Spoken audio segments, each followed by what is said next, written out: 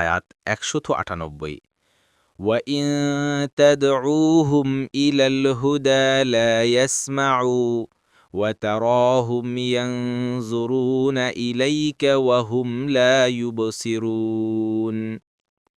অনুবাদ: আর যদি আপনি তাদেরকে সৎপথে ডাকেন তবে তারা শুনবে না, এবং আপনি দেখতে পাবেন যে তারা আপনার দিকে তাকিয়ে আছে, অথচ তারা দেখে না।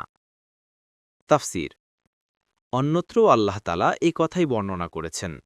তিনি বলেন, তোমরা তাদেরকে ডাকলে তারা তোমাদের ডাক শুনবে না, এবং শুনলেও তোমাদের ডাকে সাড়া দেবে না। সূরা ফাতিরের ১৪। অর্থাৎ এই উপাস্যদের দিকে তাকালে মনে হবে যেন তারা তোমাদের দিকে তাকিয়ে আছে। বস্তুত তারা তাদের এই নির্জীব চোখ দিয়ে তোমাদের দিকে তাকাতে দেখলেও তারা কিন্তু তোমাদের দেখতে পাচ্ছে না। এ ব্যাপারে সন্দেহের কোনো অবকাশ নেই। ইবনে কাসির